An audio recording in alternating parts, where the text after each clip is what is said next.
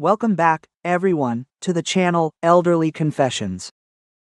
When my parents came to visit from the countryside and saw the bag of fruit, my mother-in-law sneered, "Around here, that's only fit to feed to the dogs." My husband immediately said one thing that silenced her in humiliation. I still remember that morning very clearly. It was an early autumn morning, the sky was clear, and soft sunlight poured onto the small courtyard in front of the house where my husband and I had moved in less than 2 months ago. Sitting by the window, watching the flower pots on the porch sway gently in the breeze, I suddenly felt a rare sense of peace. After nearly a year of marriage, my husband and I finally had a home of our own. The house isn't too big, nor is it a luxurious villa, but every brick and every wall is the result of years of hard work, saving, and building. However, my greatest joy that day was not the new house. What I was looking forward to most was my parents coming from the countryside to visit. A few days ago, I overworked myself and came down with a bad cold. I had to stay home for nearly a week. I just happened to mention over the phone that I was feeling better. Who would have thought my mother would worry herself sick? Even though I tried my best to tell them not to come, she just smiled kindly. If my daughter is sick, how can I be at ease without seeing her with my own eyes? I understand my mother's nature. She has been like that her whole life. Just hearing me cough once over the phone makes her unable to sit still. At nearly 9 a.m., I heard the gate bell ring. I hurried outside. Seeing the two figures standing at the gate, my throat suddenly tightened. My father was still wearing his faded shirt, worn at the elbows, and black trousers dusty from the road. On his shoulder was the old woven bag that had accompanied him through countless harvests. My mother stood beside him, her conical hat not yet taken off, her forehead beaded with sweat from the long journey. But what moved me most was not their toil-worn appearance, but the gifts they had brought with them. Father gently set the woven bag on the ground and smiled kindly. "It's just some things we grew at home for you, dear." I opened the bag. Inside was a clean free-range chicken, carefully wrapped in layers of banana leaves, bundles of lush green sweet potato greens, a few dozen eggs gathered early this morning, some honey sweet potatoes still dusted with red soil, a bottle of golden sugarcane molasses, and a jar of fermented shrimp paste Mom made herself. Mom then took a carefully tied bundle of medicinal herbs from a small fabric bag and handed it to me. She said gently, "These are herbs I picked from the garden behind the house. Since you said you've been having trouble sleeping lately, boil these to soak your feet at night and you'll sleep soundly." I held the bundle of herbs, feeling a stinging sensation in my nose. In this city, people can buy anything with money, but nowhere sells love like this. I choked up and hugged my mother. "Mom, I told you just to come for a visit. Why go through the trouble of bringing so much?" Mom just smiled kindly. "We bring what we have in the countryside. You're used to our homegrown food. It's clean, and it's healthy for you." My father stood by and laughed too. "It's just a little gesture from your parents." Just then, a figure stepped quickly out into the yard from the house. It was my husband, Duck Min. Seeing my parents, he immediately flashed a bright smile, then ran down the steps to take the straw bag from my father's hands. "Are you here, Mom and Dad? Let me take that, Dad. Why did you carry so much heavy stuff? Next time you visit, just bring yourselves." My father chuckled. "Old folks from the country are used to it, son," Duck Min said while carrying the items. "I'm being serious. From now on, if you want anything, I'll send money for you to buy it. Don't carry such heavy things again." Seeing the way my husband was respectful to my parents, I suddenly felt at ease. Right from the day we fell in love, the reason I trusted Duck Min wasn't because he earned a lot of money, but because he always respected my parents. He never looked down on my poor family, nor did he ever act superior because of my background. I still thought that as long as the two of us were of one mind, everything would be fine. Regrettably, I had forgotten about someone. The living room door suddenly opened. My mother-in-law, Mrs. Kyuon, slowly stepped down. She was wearing a light purple silk outfit, a shiny pearl necklace around her neck, and her hair was carefully styled. One hand held her phone, while the other fanned herself with a small fan. Her eyes swept over my parents quickly, without a word of greeting or an invitation inside. Her gaze landed directly on the straw bag that Duck Min was holding. The corner of her mouth curled up, a smile that was enough to send a chill down anyone's spine.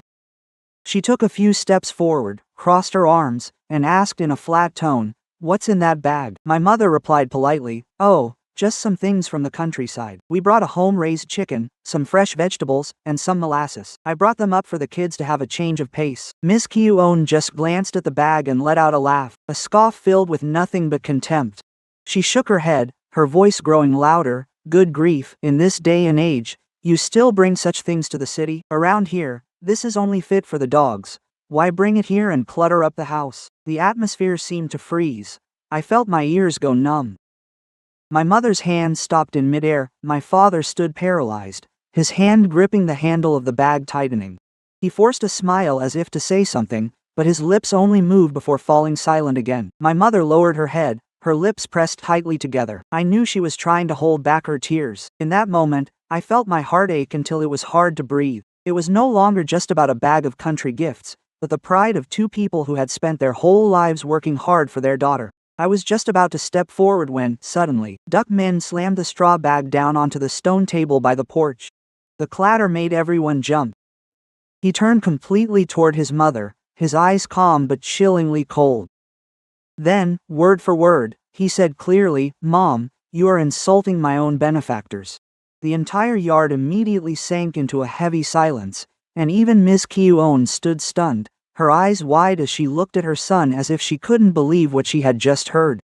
As soon as Min's words rang out, the front yard suddenly went quiet as if someone had drained all the sound out of the space. My mother-in-law, Miss Kyuon, stood frozen in the middle of the front steps. The sneer had not yet fully faded from her lips, but her gaze wavered for a moment. Perhaps in her entire life, she never imagined the son she was so proud of would dare say such a thing in front of his in-laws. She looked at Min, then at my parents. Her look of shock lasted only a few seconds. Very quickly, her face hardened once again. She tilted her chin, her voice dropping low. "Benefactors, you say? Country folk are still country folk. Don't go putting them on a pedestal. Does bringing a few chickens and some vegetables make someone a benefactor?" My heart stung as I listened. My father bowed his head slightly, his gnarled hands gripping the strap of his woven bag tightly. My mother hurriedly tugged at my sleeve, as if to tell me to stop speaking. Don't let things get any more tense. My parents have been like that their whole lives, used to taking the short end of the stick, used to giving in. But the more I witness that patience, the more my heart aches. Min didn't shout. He didn't slam the table or raise his voice like other hot-tempered men. He just stood tall, looked at his mother for a long time, and spoke each word clearly. Quote, "If it weren't for Lin's parents, the company would have been gone, and there wouldn't be a today for you to brag to relatives that your son is capable and built his career with his own hands." I stood frozen. I knew that story, my parents knew it, Min knew it, but for years, no one had ever said it directly to Mrs. Kyuon's face. Not out of fear, but because my parents didn't want to boast, and I didn't want my husband to be conflicted with his own mother. I used to think that keeping gratitude in one's heart was enough. Decent people would know it on their own, but it turns out there are people who receive favors and still turn their backs, looking down on those who help them. My mother hurriedly spoke up, her voice pitifully soft. "That's enough, son, it's all in the past. We came to visit you both, not to bring up past money matters." My father also forced a smile, trying to soften the atmosphere. "That's right, Min, whatever help we gave back then, we were happy to do it. As long as you and your wife are living well, we are happy." But Min shook his head. He turned to my parents, his voice dropping low. "The less you say, Mom and Dad, the more people think you have nothing to say for yourselves. Today, I would like to speak clearly about this once and for all." Mrs. Kyuon frowned. "What exactly do you want to make clear? Don't stand there making a scene. If there were any loans back then, that was just between you and your wife. Her parents helped their own daughter, not this family." Min looked at his mother, his gaze turning cold. 3 years ago, I was cheated by a partner, my contracts fell through, and I had no working capital left. Employees were owed wages, and suppliers threatened to sue. I came home to ask for your help with a temporary loan. Do you still remember what you said?" Mrs. Kyuon froze. I could clearly see her hand gripping her phone tightly. Min continued, his voice calm, yet every word peeled away a layer of hypocrisy. "You said if I failed, I should bear it myself. You said a man in business who can't hold on to his money shouldn't rely on anyone. Back then, I didn't blame you, because it was your money. You had the right to keep it, but the people who reached out to pull me up when I was nearly bankrupt were Lin's parents." I bowed my head, my nose stinging. I remember that day so clearly. My father quietly sold the garden behind our house, the place where he grew areca nuts and bananas, where my mother dried rice every harvest season. When he handed us the money, he only said that business has its ups and downs, and what matters is getting back on your feet. And my mother pulled me aside to tell me not to hurt my husband's pride. She said to just tell him it was a temporary loan from them. Min looked at his mother, his voice choking up but remaining firm. That amount might not be much to you, but to Lin's parents, it was their retirement savings, the garden they kept for emergencies. They gave it to us without a single legal document, without charging interest, and never once called to ask when we would pay it back. Mrs. Kyuon turned pale but tried to maintain her haughty expression. She gave a cold laugh, saying that if they lent money, it was for their own daughter. If your company grows, your wife is the one who benefits. What is there to brag about like it's some great favor? This time, Min replied very quickly. No, you are mistaken. If they were the type to brag, Lin's parents would have done it a long time ago. The person bragging here is not Lin's parents, it is you. You take all the credit for your son's success, yet you trample on those who helped your son through his darkest hour. That remark was like a slap directly to Mrs. Kyuon's pride. She pursed her lips, eyes reddening with anger, but strangely, she couldn't retort immediately as she usually did. Perhaps it was because every word Min said was the truth, and the truth, no matter how bitter, is hard to deny. My father stood beside me, so awkward he didn't know where to put his hands. He said softly, "Let it be, children. We really don't want to cause discord in your home because of us. We only came to visit Lin. Seeing you're healthy is enough to put our minds at ease. If these country fruits aren't to your liking, we can just take them back." Hearing that, my heart felt like it was being constricted. My parents had been insulted like that, yet they were still afraid of bothering their children, still afraid of causing trouble for my family. I wanted to say something, but my throat felt choked up. Min stepped forward, reached down to pick up the bag of country gifts, and placed it neatly on the table. He said to my father in a very gentle voice, "No, Dad, I will eat what you brought up. I will eat it because it comes from love, not because of whether it's expensive or cheap." Then he turned to his mother, "Mom, you might not like Lin, you might criticize my choice of a wife for not being of equal status, but you have no right to insult her parents. They are poorer than you, but they have never lived as heartlessly as you." Mrs. Kyuon's face turned from flushed red to ghostly pale. She looked at her son as if looking at a stranger. But what chilled me the most was not her anger, but the look in her eyes when she glanced at my parents. There was no regret or remorse in that gaze, only irritation at being exposed in front of the very people she always looked down upon. And at that very moment, I understood that the storm in this house had only just begun. There are wounds that sting deeply when first inflicted, but then, as life carries us on, we think we have forgotten them. It is only when something similar happens that those wounds begin to bleed again. My mother-in-law's words that day in front of my parents made me involuntarily recall the time before we were married, when I first realized that in Mrs. Kyuon's eyes, I was never someone worthy of entering her family. Back then, Min and I had been in love for over 2 years. He was mature and soft-spoken, never making empty promises, but always thoughtful before taking action. I loved him not because he was better off than me, but because every time he visited my parents, he'd roll up his sleeves to help my father fix the fence. Helping my mother carry dinner trays or wash dishes, he never acted like he was just putting on a show. My father once whispered to me, "He's a bright one, dear. Someone who knows how to humble himself for small tasks will be able to handle big ones later." I believed I had found the right person. I also used to think that as long as we were sincere, differences in our family backgrounds could be overcome. But I was too naive, because marriage isn't just about two people, especially when behind the man you love is a mother who values family pride over her son's happiness. The first time Min introduced me to his family, Ms. Kyuon received me in a grand living room, with a tea set placed neatly on a polished wooden table. She wore a moss-green silk blouse, her hair in a low bun, with a string of white pearls around her neck. She looked like an elegant, sophisticated woman, but her eyes said otherwise. They didn't look at me like my boyfriend's partner, but like someone inspecting a subpar product. She asked me what school I went to, what I did for a living, and how much I earned a month. Then she asked what my parents did. I honestly replied, "My parents are farmers back home and raise a few chickens and ducks." Just with that one sentence, I saw the corner of her lips twitch slightly. She didn't say anything immediately, just set her teacup down very softly, but the sound of the cup hitting the table made my heart sink heavily. That evening, when I went out to the yard to answer a call from my mother, I accidentally heard Miss Kyuon's voice in the living room. She was talking to Duck Min, thinking I couldn't hear. Quote, "When taking a wife, look at her whole family, don't just look at her face. Our family isn't the wealthiest in the world, but we have standards and dignity. Don't bring poverty into our home, only to end up burdened by your in-laws for the rest of your life." I stood frozen on the porch as the wind blew through the bougainvillea, leaves rustling overhead. Yet, my whole body turned ice cold. I never expected my background could become a crime in the eyes of someone who never truly understood me. I was even more shocked that my parents, who were kind and hardworking their whole lives, were summarized by such bitter, poverty-stricken labels. A few days later, Mrs. Kyuon took the initiative to meet me at a small coffee shop. I still remember it was drizzling that day, and I arrived 10 minutes early. I felt anxious, thinking perhaps she wanted a serious talk to understand me better. But as soon as I sat down, she placed a white envelope in front of me. She didn't beat around the bush, nor did she feel the need to be gentle.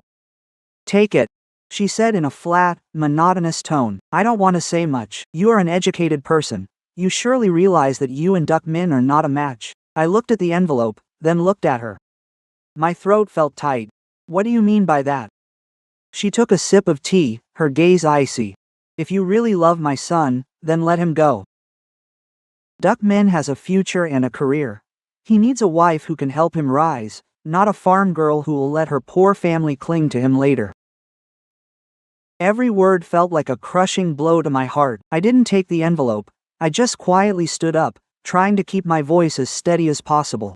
"I am poor, but I do not sell my feelings. And I will not let my parents be measured by money. If Duck Min wants to break up, I will hear it from his own mouth." Having said that, I turned to leave. I had told myself not to cry in front of her. But as soon as I left the shop, my tears just fell, blending with the rain. I walked on the sidewalk for a long time that day, the only question in my head being, does a country girl not have the right to love properly?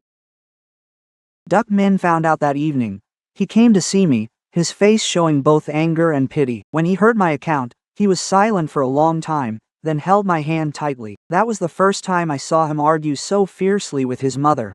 He told Mrs. Kyuon directly that if she didn't accept me, he wouldn't marry anyone of her choosing.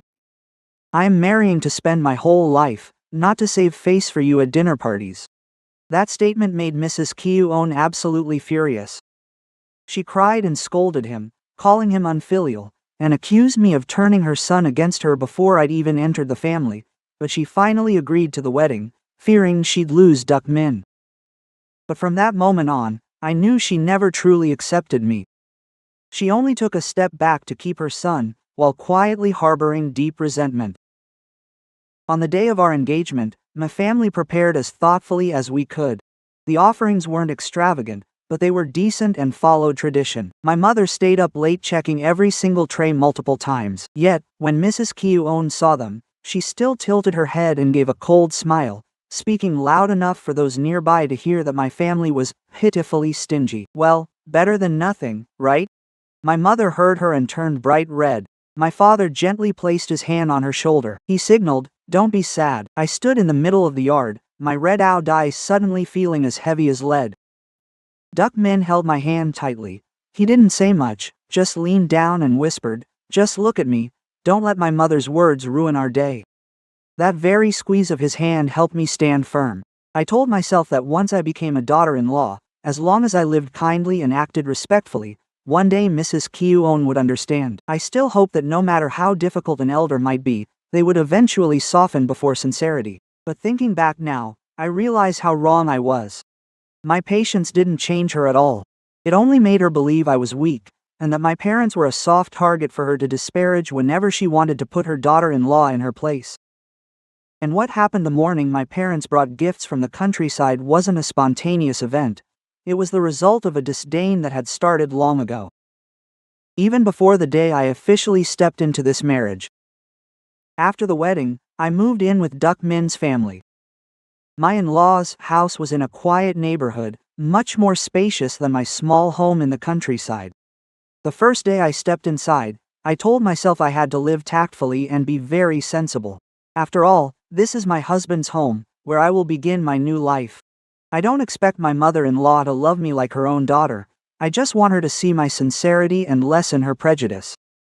But the truth is not as simple as I thought. Right from the first days, Mrs. Kyuon scrutinized me over the smallest things. I wore a simple shirt to work. She said a daughter-in-law in this house must dress with some taste, so people don't mistake us for having hired a maid. I went into the kitchen to cook my first meal. She stood by, watching every movement of me chopping onions, washing greens, and seasoning the soup, then clicked her tongue. Quote, "You must be used to cooking like this in the countryside, but in the city, dining must be more sophisticated." I heard it and could only press my lips together. For that meal, I made crab and jute soup, fish braised with galangal, and a small dish of pickled eggplant, knowing Duck Min liked country flavors. Yet Mrs. Kyuon only picked at a few bites before putting her chopsticks down. She said in a bland tone, "These dishes are fine to stave off hunger, but don't serve them to guests. Wealthy people don't eat in such a sloppy way."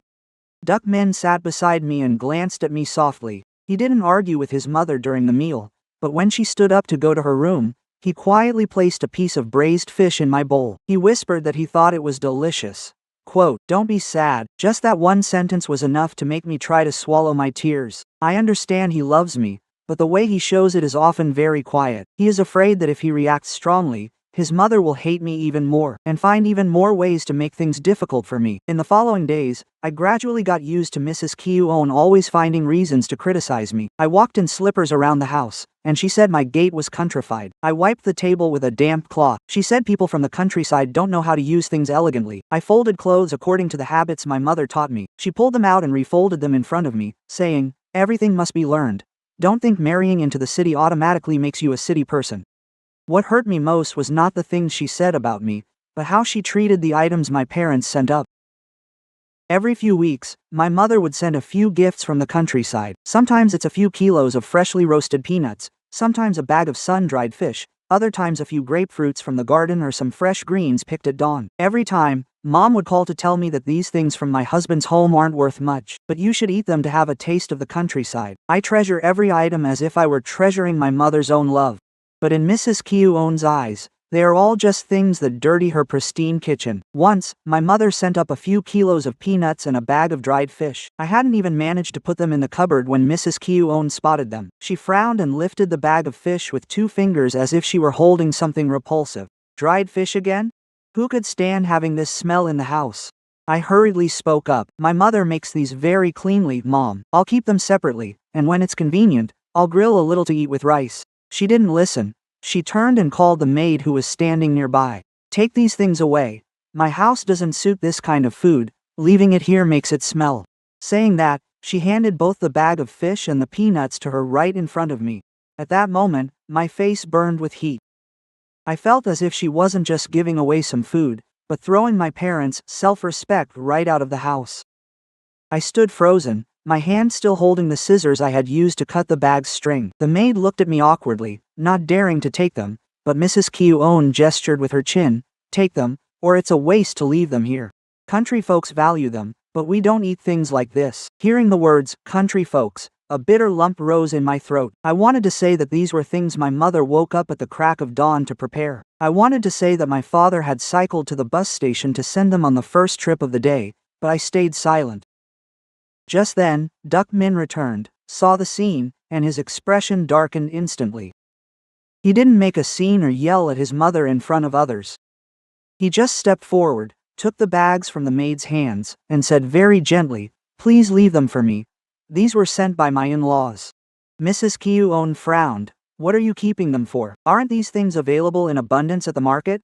Quote, Duck Min looked at his mother, his voice steady but clear. "The market is missing a lot of things, Mom. Lacking my mother-in-law's touch, I sat there picking through each fish. Lacking the days my wife spent drying them in the sun. Lacking the sender's heart." Mrs. Kyuon was silent for a few seconds before turning away, still muttering something trite. That evening, Duck Min went into the kitchen himself. He grilled the dried fish, mixed a small bowl of dipping sauce, and called me down to eat. The meal was just for the two of us, with nothing fancy on the table. Yet, it felt warmer than any banquet in that house.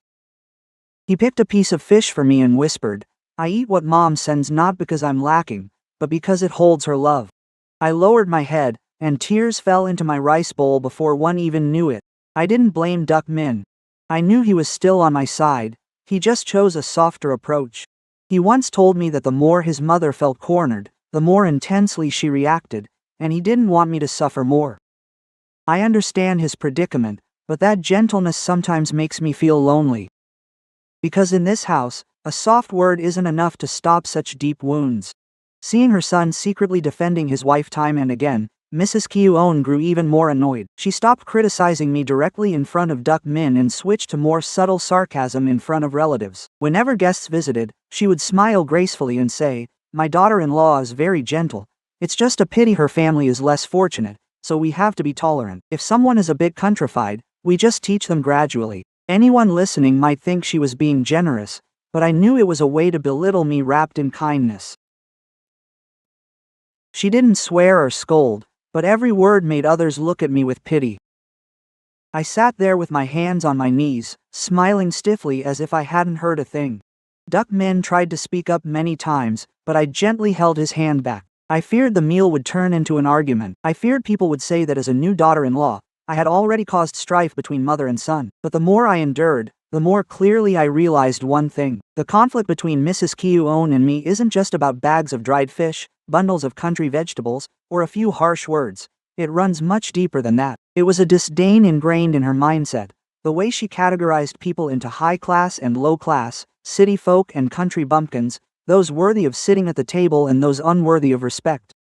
At that time, I was still trying to console myself that time would soften everything. But deep down, I began to understand that some prejudices do not disappear just because one lives a kind life. And if one day she dared to insult my parents to their faces, perhaps the patience I had held onto for so long would no longer be enough. Before the morning my parents arrived from the countryside, a spark had actually been smoldering in the house. It's just that back then, I didn't expect that very spark would cause everything to erupt so violently. It all started after a heavy rain that lasted for days in the countryside. That evening, my mother called, her voice trying to sound as light as if nothing were wrong. "The roof just leaked a little, dear. Your father climbed up and temporarily wedged some tiles back in place. Don't you worry." But I understood that the more mom said it was fine, the more it meant she was afraid of worrying me. I pressed for details and learned that the old roof had deteriorated. Rainwater leaked into the kitchen, with some dripping right next to my parents' bed. My heart sank, as that house is where I was born, where my parents scrimped their whole lives, patching every wall and every tile. When I got married, Dad said, "The house is a bit old, but it still shelters us from the sun and rain, and that's enough, my dear." Yet now, even their sleeping area is no longer dry. That night, I sat for a long time at my desk, opening my phone to calculate my personal savings. I intended to quietly send the money home for them to fix the roof. But before I could say anything, Duck Min walked in. Seeing my red eyes, he asked, "Something happened back home, didn't it?" I couldn't hide it, so I told him the truth. After listening, he was silent for a moment, then sat down next to me. "I'll wire the money for your parents to fix the house tomorrow." I was startled and turned to him. "You can't do that, I'll take care of it myself. If your mother finds out, she'll think my family is begging." Duck Min frowned, looking displeased. "Why are you always so afraid my mother will think the worst?" I smiled sadly. "It's not fear, it's knowing. As soon as there's any mention of money involving my parents, she immediately says they're taking advantage of their son-in-law." Quote. He sighed, taking my hand. "Lin, some debts of gratitude can't be repaid with just words. Back then, if it weren't for your parents, I never would have gotten back on my feet after my failed startup. Now that their roof is leaking, if I turned a blind eye, would I even be human?" Quote. I looked at him, feeling both warmed and worried. I knew Duck Min was sincere. He never saw my parents as a burden, but the kinder he was to them, the more annoyed my mother-in-law became. Mrs. Kyu-on always had a very strange mindset. If her son helped someone outside, he was generous. If he helped his in-laws, he was being taken advantage of. I said softly, "I know you love my parents, but can we do this gradually? Let me talk to them first, don't transfer too much." Quote.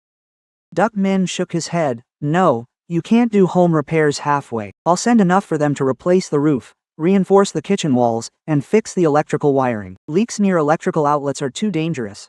Quote, I was about to say more when, from the hallway, there was the soft sound of slippers dragging on the tiles. The study door was left slightly ajar. I turned and saw the silk shirt of my mother-in-law flash past.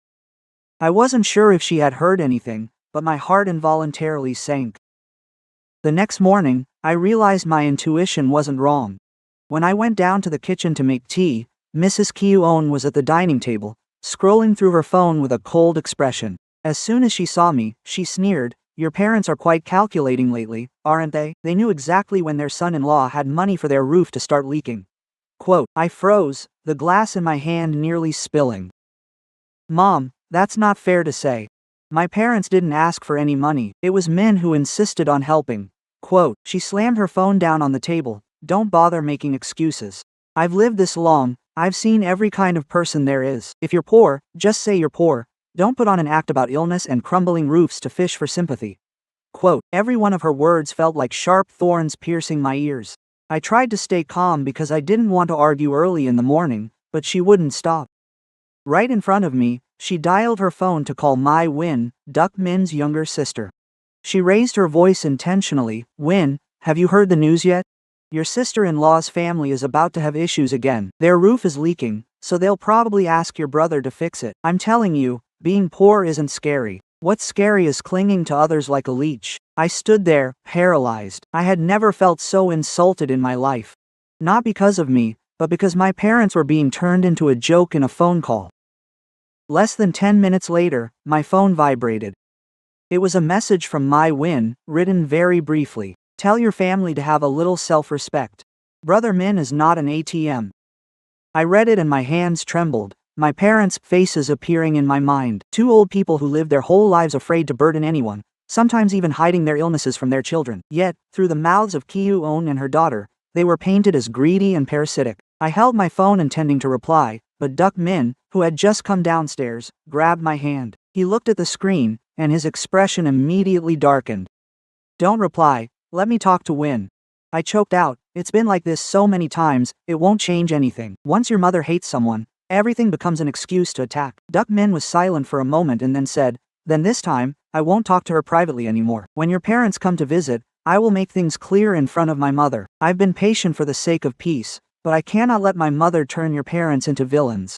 I looked at him, feeling both touched and anxious.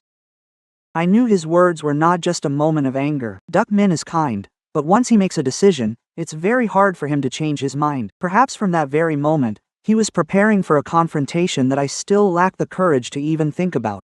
And then, the next morning, my parents actually came to the city. They had no idea the poisonous words my mother-in-law had already sown in advance. They only thought their daughter had been sick, so they brought some goods from the countryside to visit and put their minds at ease. But in Kyuon's eyes, those bags of produce were no longer a sign of a parent's love for their child. She had intentionally turned it into evidence of what she called my parents clinging to her family. Therefore, the moment she saw the old bag in my father's hand, she immediately exploded. The remark, we only feed this to the dogs here, was no slip of the tongue. It was nurtured contempt, a blade she deliberately aimed at my parents' self-respect. But she did not expect that this time, Duck Min would no longer choose the soft approach. Saying, Mom, you are insulting my own benefactors, was more than just a defense of my parents. It was a warning bell that all the sarcasm, slander, and contempt she had heaped upon my family would no longer be hidden. From that moment on, the confrontation in the house was clear. On one side was my mother-in-law, who wanted to paint my parents as parasites to satisfy her own pride. On the other was my husband, who decided to stand up and restore the honor of those who had quietly saved him in his time of need. And I stood in the middle, realizing for the first time that if certain truths are hidden forever, good people will be the ones who suffer the most humiliation. After Duck Min's words, the atmosphere in the living room was tense as a taut string. The bag of country gifts still lay on the table, containing a chicken, some sweet potato greens, a few potatoes, a bottle of molasses, and a bundle of herbs my mother had carefully tied up since early morning. These things were just simple expressions of a parent's love for their daughter, yet through Kyuon's mouth, they suddenly turned into something cheap, dirty, and even compared to food for dogs. I looked at my mother. Her face had gone pale, her eyes red, but she still tried not to cry. My father stood beside her, his gnarled hands gripping the bag straps, his knuckles turned white. He was not a man of many words. His whole life, he had been accustomed to facing the fields, using his sweat to answer every insult. But I knew that in that moment, he was in great pain, less because of the insult, and more because of the fear that his daughter would be put in an awkward position. After a few seconds of stunned silence, Kyu-on scoffed. She had no intention of apologizing. On the contrary, it was as if Duck Min's words had bruised her ego, making her want to stomp even harder to regain the upper hand. She crossed her arms, looked my parents up and down, and said, "Benefactors, you say? I see it as nothing more than them investing in a son-in-law to squeeze more out of him later on. Poor people are very cunning these days. No one gives anything away for free." That statement felt like a bucket of ice water splashed directly in my face. I could not believe that someone who had once received my parents' help, who had sat in this very house enjoying the fruits of the money my parents got from selling land for their son-in-law, could say such blatant lies. My mother stumbled back a step, and I quickly caught her arm. Her hand was deathly cold. She tugged my hand gently, her lips trembling. Quote, "Lynn, let's just go home, dear, I'm fine." But I knew she wasn't. My mother, who had endured so much her whole life, was having her kindness smeared right in front of her daughter, and Duck Min could no longer hold back. He looked at his mother, his voice dropping low, each word heavy as stone. Quote, "Mother, do not use your own heart to measure the kindness of others. Lynn's parents have never asked me for a single penny. On the contrary, I am the one who owes them." Mrs. Kyu-on immediately tossed her head back. "They didn't ask? Then what about the leaking roof story? The moment they heard my son was sending money home to fix the house, they dragged themselves all the way up here the next day. Don't think I don't see right through it. Bringing a bag of local gifts just for show, then later complaining about the leaky roof, acting weak, and claiming to have no money. I've seen that script plenty of times before." I was stunned. It turned out she hadn't just slipped up. She already had a narrative in her head to turn my parents into greedy people. I turned to look at my parents. My father pressed his lips together tightly, his eyes red with indignation, yet he still tried to remain polite. He said softly, "Ms. On, we didn't come to ask for money. We can fix the leaking roof ourselves bit by bit. We only came because we heard Lynn was sick." Mrs. Kyu-on gave a cold laugh. "Anyone can say that. People are very subtle when begging for money these days. Nobody asks for it straight out anymore." Duck Min stepped forward, shielding my parents. "Have you said enough, Mother?" Instead of stopping, Mrs. Kyu-on opened her phone, tapped a few times, and thrust the screen in front of everyone. "Look at this, I wasn't wrong. I messaged Win about it this morning. I told her that Lynn's family would surely use the roof issue to cling to you. Just wait and see if you don't believe me." Quote, I stared at the screen, frozen. In the messages she sent to my Win, every word was chillingly malicious. She wrote that my parents were faking poverty to win over their son-in-law, that their gifts were just an excuse, and that they had no shame, latching onto him as soon as he found success.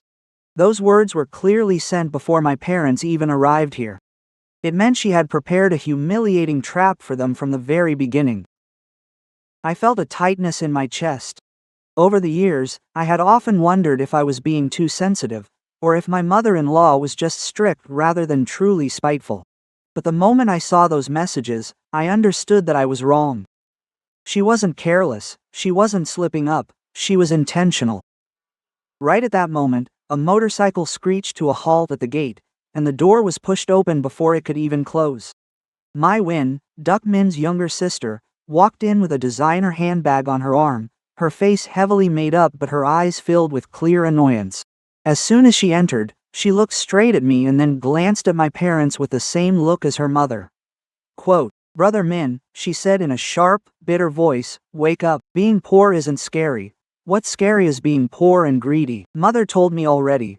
Don't let your in-laws lead you by the nose." I felt the heat rush to my face upon hearing that.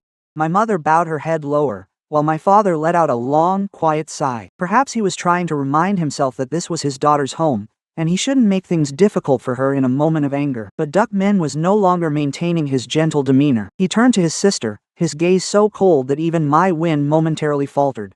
Quote, "Win," he said, "have you ever once asked Lynn's parents a single question? Have you ever heard them say they need money, or did you just listen to Mom and join in on insulting them?" My Win was speechless for a few seconds, but having been raised by Mom True, she wasn't one to admit fault easily. She flipped her hair, trying to keep her voice firm. "I'm just afraid you're being used. You're my brother, I don't want you struggling to support your in-laws. Min offered a faint smile, one filled more with sadness than anger. Supporting my in-laws. Win, do you know who gave me the money to get back on my feet when I was nearly bankrupt? It wasn't Mom, it wasn't you. It was those two people you just called poor and greedy. My Win's expression shifted, and she looked over at Ms. Kyuon as if waiting for her to deny it. Ms. Kyuon snapped back immediately. That's all in the past, why keep bringing it up? Besides, helping them was just helping their daughter, it's nothing to make a big deal about. Min looked at his mother, then at his sister, before taking out his phone, his voice calm yet decisive. If Mom and Win still think Lin's parents are using me, then let's clear this up today. I'm calling Dad back home. All the documents and everything that happened back then, Dad knows it all. Today, we must clarify who helped whom, and who received a favor only to turn around and trample on others. Ms. Kyuon turned pale. Why are you planning to call your father back here? Everything is fine at home. Do you want to air our dirty laundry for the world to laugh at? Min looked at his mother, his voice low but sharp and cold. No, Mom, I'm not airing dirty laundry. I am just restoring the truth. Lin's parents are not beggars. They are the people who saved your son when he was at his lowest. With that, he dialed his father's number. Mr. Trong. The sound of the phone ringing echoed repeatedly throughout the heavy-laden room. I stood beside my parents, feeling both shaky and hurt, yet deep down, one thing was very clear. Things can never go back to how they were, and perhaps they shouldn't go back to how they were, either. As soon as the call ended, the room sank back into an indescribable suffocation. Min said his father was on his way home and would be here in about 20 minutes. Those 20 minutes felt like a whole afternoon to me. My mother-in-law paced back and forth in the living room, her heels clicking sharply against the tile floor.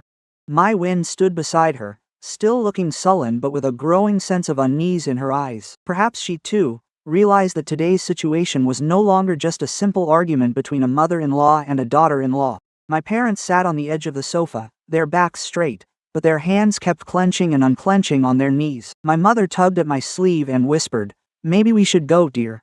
Let us leave first so your husband's family isn't upset because of us." I looked at my mother, my heart aching as if it were being cut. Even at this point, she was still only worried about putting me in a difficult position. I held her hand and said softly, "Mom, stay here with me. Today, no one will force you to bow your heads again." Mrs. Kyuon heard this and immediately spun around. "You have quite the nerve. This is my son's house, and I haven't even kicked you out yet. By what right do you say no one can force them to bow their heads?" Min stood in front of me, his voice icy. "Mom, if you say one more word insulting Lin's parents, I will ask you to leave before Dad gets home." That statement left Mrs. Kyuon speechless, as if she had been choked. She glared at her son but didn't dare say anything more. Seeing her mother losing ground, my Win jumped in. "Min, you're being outrageous. Mom is just telling the truth. This house can't accommodate people who always have their hands out the moment they reach the door." The gate outside the courtyard swung open violently at that exact moment. Mr. Trong, my father-in-law, he stepped inside. In his hand, he carried a brown leather briefcase with worn corners. His usually calm face was now set and stern. He had likely heard every word of my Win's final remark. He looked at his daughter and then at his wife. His gaze was so heavy that the whole room fell silent immediately. He walked straight to the table and slammed his briefcase down. The loud thud startled my mother, and my Win turned deathly pale. Mr. Trong barked, his voice hoarse but full of authority. "Quiet. Both of you. Win, just how much more humiliation do you want to cause?" I had never seen my father-in-law get this angry before. Throughout my time as his daughter-in-law, Mr. Trong had always been a man of few words. Almost everything in the house is decided by Mrs. Kyuon. Mr. Heen is quiet, sometimes to the point where others think he is weak. Every time Mrs. Kyuon criticizes me, he usually just sighs and silently goes out to the yard to water the plants. I used to think he didn't care, but today his gaze made me realize that some people stay silent not because they don't know, but because they have endured too long. Mrs. Kyuon tried to regain her composure, snarling, "You're home just in time. Look at what your sons-in-laws have turned him into. He dares to defend them and lash out at his own mother." Mr. Trong looked at her and gave a sad smile. "It's not the in-laws who taught him. It's you who forced him to see clearly what kind of person his mother is." Min stepped closer to his father, his face tense but his voice very firm. "Dad, do you still have the papers from that year?" Just that one sentence. Mrs. Kyuon's expression changed instantly. She turned sharply toward Mr. Trong, her voice shrill. Quote, "What papers? Why bring up the past? They haven't asked for it, so why do you want to dig it up and shame the whole family?" Mr. Trong did not answer immediately. He opened his briefcase and took out an old paper envelope. The edges of the envelope were slightly yellowed but kept very flat. He placed it on the table. In front of everyone, his hands were trembling slightly, but his voice was very clear. Quote, "It's not that I want to dig it up, but if I don't speak today, my in-laws will be treated as parasites by you for the rest of their lives." I looked at that envelope, my heart pounding. Duckmin pressed his lips together. My parents looked bewildered, clearly not understanding why those old papers were in my father-in-law's hands. Mr. Trong opened the envelope. Inside was an old receipt, signed by Duckmin, confirmed by my parents, and also witnessed by Mr. Trong. The content clearly stated the amount my parents gave to Duckmin during the company's difficult period, intended to provide capital to pay employees and keep ongoing contracts. At the bottom, there was also a line written in my father's own hand. Quote, "Whenever you are stable, pay it back. If not, just focus on the business first." I read that and my eyes stung with tears. That is truly my father. Even on the receipt, he wrote it like he was giving advice to a child, not demanding a debt. Ms. Kyuon stood to the side, her lips pressed tightly together. My Win stared at the paper, her expression gradually losing its initial arrogance. Mr. Trong said slowly, "This paper, you were the one who made me keep it back then. You said to keep it so we would have something to say later, but you didn't keep it out of gratitude. You kept it because you were afraid that one day, if people brought it up, you could claim this was just money given voluntarily by the in-laws, not an amount your son had to accept in his time of desperation." I felt a chill. That feeling was not just anger, but also disgust. It turns out Ms. Kyuon had planned this a long time ago. She accepted my parents' help for her son to overcome his hardships, but at the same time, she prepared an escape route to erase the debt of gratitude. They say the human heart is hard to fathom, but I never expected someone could accept another's kindness while simultaneously plotting to make that gesture worthless. Duckmin looked at his mother. In his eyes at that moment, there was not only anger but also the pain of a son who had just seen the naked truth about his own mother. He said hoarsely, "Mother, you didn't just look down on people. You intended to rob them of their dignity too. You wanted to turn Lin Tan's parents' kindness into them forcing themselves upon our family." Ms. Kyuon stood up but still tried to argue. "I did it all for the sake of this family. I had to be on guard. Who knows if they would use that against you later." My father suddenly stood up. He didn't raise his voice, nor did he reproach anyone. He just looked at Mr. Trong and then at Duckmin, his voice old yet gentle. "Enough, sir, enough, son. We truly do not need the money, nor do we need anyone to repay us." Back then, seeing Min struggling, we helped because we looked at him like our own child. Today, we also don't want to make a scene. We just want to be treated with kindness, that is all. That statement made the room fall silent. My mother burst into tears and quickly turned her face away. I bit my lip hard, unable to stop the tears from rolling down. The kindest person in this room was the one who was trampled on the most. My father doesn't need money, fame, or for anyone to bow in gratitude. Quote, "He only asks for basic decency." Duckmin bowed deeply before my parents, his shoulders trembling slightly. When he looked up, his eyes were red-rimmed but very firm. He spoke to his mother, every word clear. "Did you hear that, Mom? They aren't asking for anything. Precisely because they don't ask, you have even less right to trample on them. From today on, if you call Lin's parents freeloaders again, I will be the first to stand against you." Quote, Mrs. Kyuon stood frozen in place. For the first time, she couldn't find a sharp enough retort, but looking into her eyes, I knew that silence wasn't regret. It was just the humiliation of someone who had just been exposed in front of everyone. And I also understood that when someone used to winning with their tongue is suddenly cornered by the truth, they rarely stop easily. Mrs. Kyuon's silence didn't last long. I had guessed right. Someone used to using words to overpower others won't easily accept being pushed into a weak position. She stood in the middle of the living room, her face turning red then white, her eyes darting between everyone as if looking for an exit. Then suddenly, she clutched her chest and took a step back, her voice shifting from harsh to feigned choking. "Fine, you people are all so clever. The in-laws come over to cause a scene, my son turns his back on his own mother, and my husband defends outsiders. I've lived this long, and I've never seen a scene as shameful as today." Finished, she took out her phone and started calling several people in succession. She didn't try to hide from us at all. She even deliberately turned on the speakerphone. As soon as someone answered, she burst out as if she were deeply wronged. "Wah, you need to come over to my house right now. My daughter-in-law is kicking me out, and the in-laws are here making a scene." I only pointed out that some country food wasn't hygienic, and they all ganged up to scold me. "You have to come and see how I'm living." Quote, I felt a chill run down my spine. Just a few minutes ago, she was the one calling my parents gold diggers and my husband a sponge for money. Yet with just one phone call, she turned herself into a poor mother-in-law bullied by her daughter-in-law. Duck Min frowned and reached for the phone, but Mr. Trong gently stopped him with his hand. He whispered, "Just let her call. Someone who wants to perform needs an audience, but acting before the truth only makes it harder to leave the stage when there's a crowd." Only half an hour later, the gate was already bustling with the sound of motorbikes, footsteps, and people asking questions. "Oh, Aunt Wah." Kyu-on's own sister entered first, followed by Uncle Vong, a relative on the husband's side known for prying into others' business, along with two cousins. As they walked in, they looked around with searching eyes before stopping at my parents and the bag of country gifts on the table. Mrs. Kyu-on immediately changed her tone completely. She slumped into a chair, one hand clutching her chest, the other wiping her eyes even though there wasn't a single tear. Quote, "Look at this, everyone. I just said those country goods left out in the open might not be clean, and if we eat them and get a stomachache it would be awful. But my daughter-in-law made a scene, while her parents just sat there letting my son defend them. I am their mother, but they treat me like nothing." Aunt Wah heard this and looked at me with a heavy gaze. Quote, "Lin, after all, Mrs. Owen is your mother-in-law.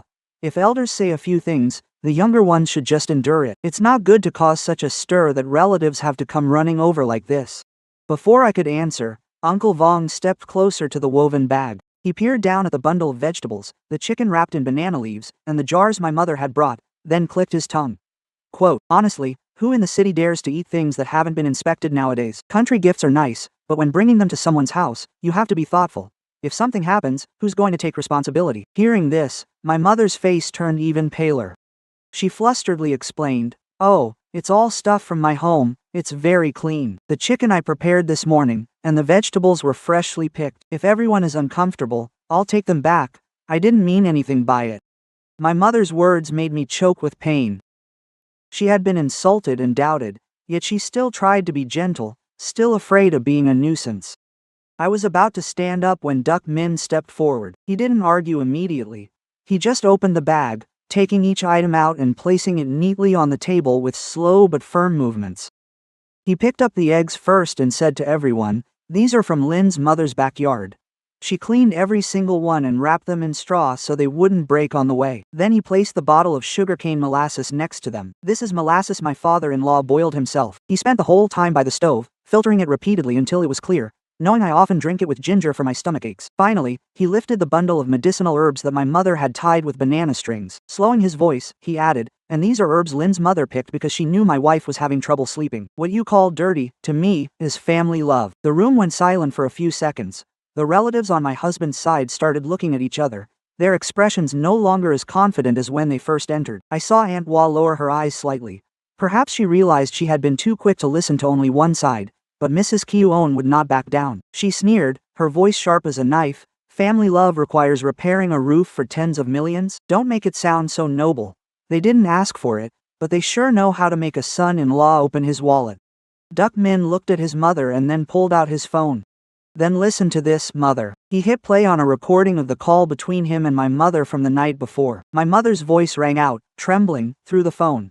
Quote, "Min, dear, there's no need. We can make temporary repairs ourselves. You two have so many things to worry about." Then Duck Min's voice replied, "Mother, please don't refuse anymore. The roof leaking near the electrical wiring is very dangerous. I'm sending the money back. Please call a professional to fix it properly. This is something I want to do myself." My mother continued to refuse, even telling him not to tell Lin, fearing she would worry about them being old and not needing much to spend anyway. The recording ended, and the room went deathly quiet. Those who had just been looking at my parents with suspicion now looked away, embarrassed. Uncle Vong gave a dry cough, no longer looking triumphant. Aunt Wah looked at my mother, her voice softening. "If that's the case, then perhaps there really was a misunderstanding. Mrs. Kyuon's expression changed, but my Win still tried to deflect.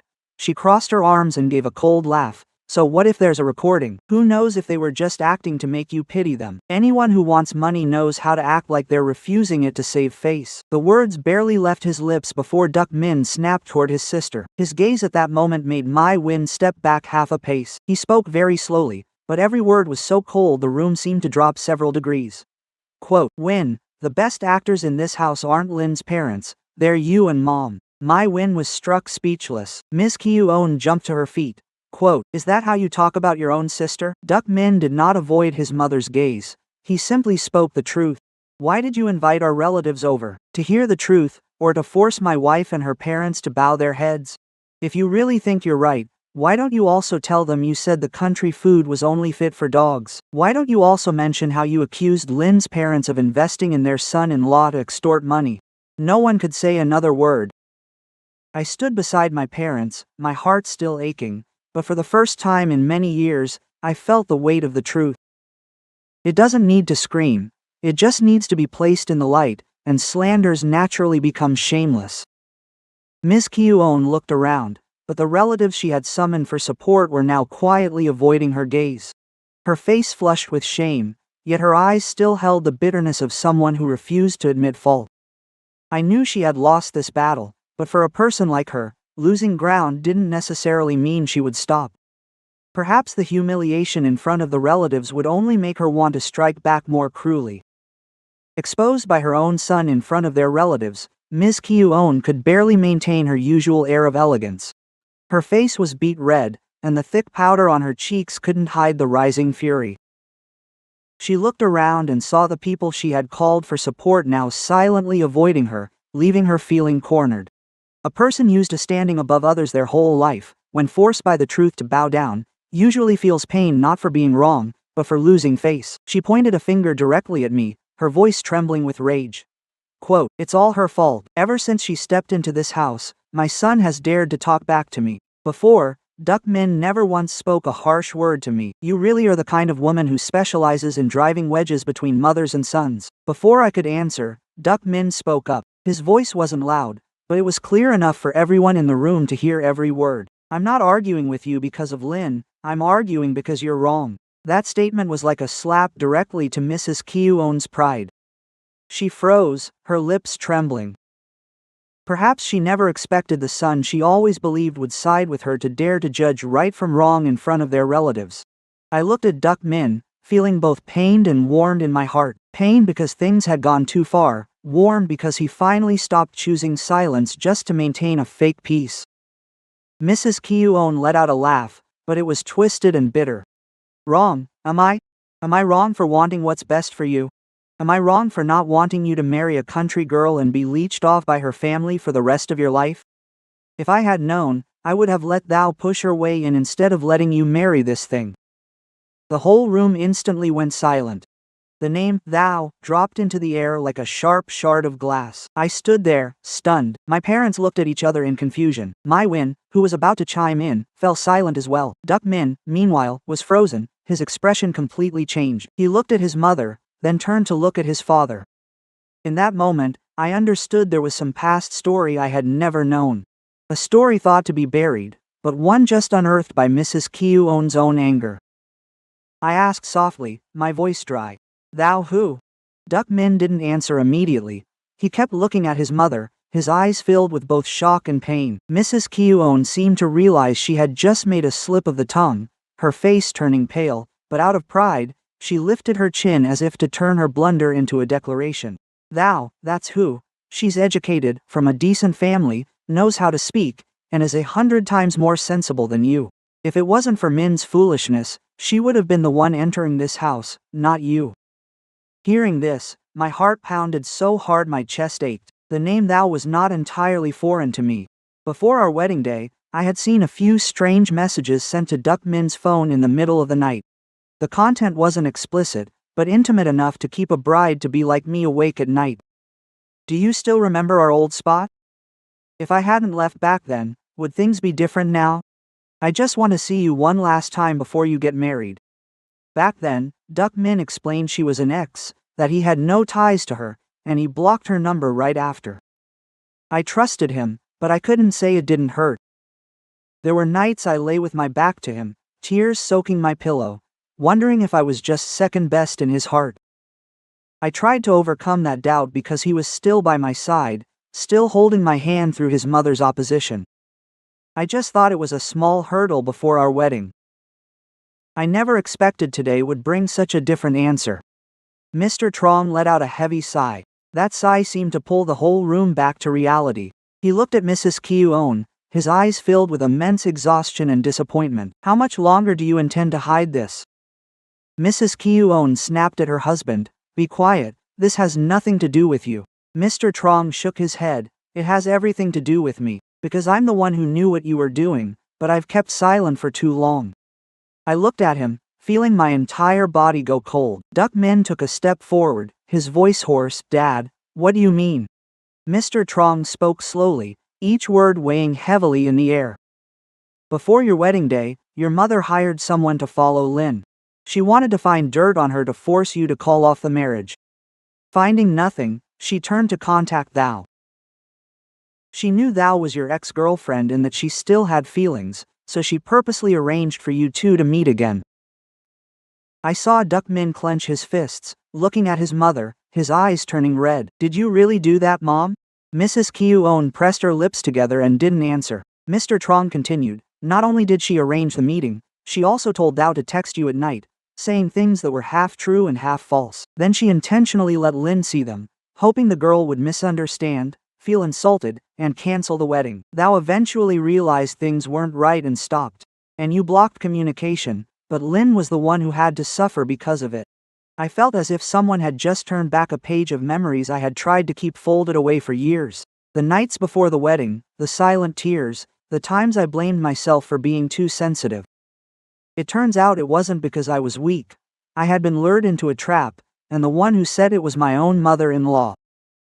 Duck Min turned to me, his eyes full of regret. Quote, Lin, I didn't know Mom was behind this, I truly didn't know. I looked at him, I wasn't angry with him, but the pain still rose up and choked me. I just said softly, I know. If you had known, you wouldn't have let me cry alone like that. That statement made Duck Min lower his head, while Mrs. Kyuon still tried to justify herself. I did it because I wanted what was best for him. I didn't want my son to marry the wrong person. Duck Min looked up abruptly. This time his voice was no longer calm, but trembling with indignation. Do you call hiring someone to follow my wife and dragging my ex-girlfriend in to ruin the wedding wanting what's best for me? Did you ever ask what I wanted? Did you ever think about how much it would hurt me to lose the person I love just because of your schemes? Mrs. Kyuon took half a step back, and Aunt Hua and Uncle Vong standing nearby were also stunned. No one dared to say a word in her defense anymore. Everything had gone far beyond the matter of the bag of rustic fruits. It exposed a controlling, scheming nature, and an arrogant tyranny that had been rooted in her for a long time. Duck Min looked at his mother, his gaze so painful that I didn't dare to look for long. He spoke slowly, each word pulled from the depths of his heart. You didn't just insult my wife, you tried to ruin my whole life just for your own pride. The room fell into silence. Mrs. Kyuon stood there, for the first time unable to use tears, shouting, or the title of mother to cover up the truth. As for me, I understood that today's wound didn't just lie with my parents, it also dragged up old cracks in the marriage that I thought I had overcome. After the story of Thou was revealed by my mother-in-law's own lips, the living room fell into a heavy silence. No one looked at today's events as just an ordinary argument anymore. From a bag of rural fruit being mocked, everything unearthed hidden pasts, calculated schemes, and pains I once thought I had imagined. Mrs. Kyuon stood in the middle of the room, lips pressed tight, her eyes full of spite, but what chilled me was that she still felt no remorse. She turned to look at my parents and let out a dry, harsh laugh. Fine, let's say I didn't like you, let's say I did things to stop the wedding. But so what? I am his mother, I have the right to choose the best for my son. Even if I was wrong, they are still just country folk. They've spent their lives clinging to the fields, knowing nothing of business, yet acting so noble. I trembled hearing those words. Even now, with everything exposed, she still tried to belittle my parents with the label country folk. In her eyes, farming is inferior, calloused hands are contemptible, and my parents' kind silence is seen as weakness. I was about to speak, but my father suddenly placed a hand on my shoulder, very gently. He stood up. In my whole life, I have rarely seen my father interfere in anyone's business. He has always been a man of few words, yielding in every situation. But at that moment, he stood straighter than usual, his hair now nearly half gray. His old shirt was still wrinkled from the long journey, but his gaze was strangely calm. He slowly reached into his chest pocket and pulled out an old envelope, edges worn but carefully folded. My father placed the envelope on the table. His voice wasn't loud or harsh, but every word was clear enough for the whole room to hear. We did kneel, but we are not cowards. I didn't bring this here today to demand anything, but to return it to my son-in-law. Duckman froze. Quote, "Father, what is this?" My father looked at him, his gaze gentle yet profound. "You were in such a hurry back then, with so much to do, you probably didn't notice everything. We kept a copy just in case you needed to prove it to your partners later. Today, I think it is time to return it to you." He opened the envelope. Inside were a few papers that had yellowed with age, yet the writing remained clear. A copy of a money transfer, an initial capital contribution receipt, and a commitment letter signed by Duck Min, my father, and my mother. Along with Mr. Trong's confirmation, I looked at those papers, my heart racing. All this time, I only knew my parents had sold land to help Duck Min raise capital. I also thought it was an interest-free loan. But when I looked closely at the lines on the receipt, I was stunned myself. That amount was not recorded as a loan, it was recorded as a nominal capital contribution. Duck Min picked up the paper, his hands visibly trembling. He read it word by word, his eyes turning red. Quote, "Dad, why didn't I know about this?" My father sighed softly. "At that time, your company needed to prove financial capacity to sign your first contract. If it were only listed as a personal loan, it wouldn't be strong enough. Mr. Trong said there needed to be a nominal capital contribution with clear documentation to make the profile look better. Your mother and I don't understand business, but hearing Mr. Trong's explanation, we agreed, as long as it helped you get through that hurdle." Mr. Trong stood by and nodded in confirmation. His face was full of shame. "That's right, without that capital contribution, Min's company at the time wouldn't have had the capacity profile to be chosen. That first contract was secured precisely because of the money from his in-laws. I was the one who signed as a witness, I cannot deny it." The room felt like it had frozen. Aunt Wah covered her mouth with her hand. Uncle Vong bowed his head to look at the floor, not daring to utter a single word of criticism. Mai Win turned pale, her eyes glued to the paper in disbelief. As for Mrs. Kyu-on, she stood motionless. The arrogant look on her face shattered clearly for the first time. She understood, and all of us understood. My parents were not just people who once helped Duck Min in his time of need. They were a legal part of the very foundation of the company she always bragged was the sole effort of her son. The people she called rustic and clingy turned out to have the right to stand taller than anyone else in this room. Duck Min looked at my parents, his voice choking. "Mom, Dad, for years the company has been profitable. Why didn't you say anything? Why didn't you say a single word to me?" My mother burst into tears, wiping them with her sleeve, her voice trembling. "We didn't know anything, son. Back then, we only thought about helping you through hard times. Later, seeing you both doing well and the company succeeding, we were happy enough. Money isn't as important to us as seeing you live kindly with each other." My father spoke next, his voice still calm and composed. "We don't need a share, nor do we need any profits. If not for the outrageous words today, I wouldn't have brought this up either. I just want Ms. Owen to understand one thing. We country folk may be poor in money, but not in character. We aren't rich enough to show off, but not so lowly that anyone can look down on us." That statement made tears stream down my face. It was no longer out of self-pity, but out of love and pride. My father didn't need to shout or scold, but with just a few honest words, he restored his and my mother's honor. In that moment, I saw my father's thin back suddenly seem remarkably tall. Miss Kyu-on's lips trembled, but she couldn't say a word. Perhaps in her life, she had never been struck speechless by a farmer she once despised like this. Every gaze in the room now turned away from suspicion and toward respect for my parents. As for the looks directed at Ms. Kyu-on, Even if no one spoke, I understood it was disappointment and reproach. Duck Min set the papers down on the table and stood up straight. He looked at everyone in the room, finally stopping at his mother. His voice rang out clearly, not angry or loud, but so firm that no one dared to interrupt. Quote, "From today on, who still calls my in-laws freeloaders, that person will leave my house first. I will only say this once. Lynn's parents do not owe this family anything. On the contrary, the one in debt is me, my company, and all the vanity mother has been showing off for years." Miss Kyuon stumbled and sat down in her chair. Mai Win bowed her head, no longer looking arrogant. Mr. Trong sighed, his eyes red with shame. My parents still stood there, simple and quiet, without blaming anyone. Yet that very silence made all the previous words of contempt seem smaller and more shameful than ever. I looked at the bag of homegrown fruit still on the table. Just minutes ago, it was treated as something cheap and worthless. Now, it stood as the clearest proof of the hearts of those poor in money but rich in humanity. And I realized that after today, no one in this house could ever look at my parents with the same old gaze again. Following Duck Min's declaration, the entire room fell dead silent. No one dared to look at my parents with the same dismissive eyes as before. The relatives on my husband's side, whom Kyuon had just called over to serve as her support, were there. Now, some kept their heads bowed, while others looked away. Aunt Hua pursed her lips. Uncle Vong let out a small cough and quietly retreated toward the door. The truth just laid bare was so clear, so obvious that no one had the nerve to defend her any longer. But Kyuon would not admit defeat.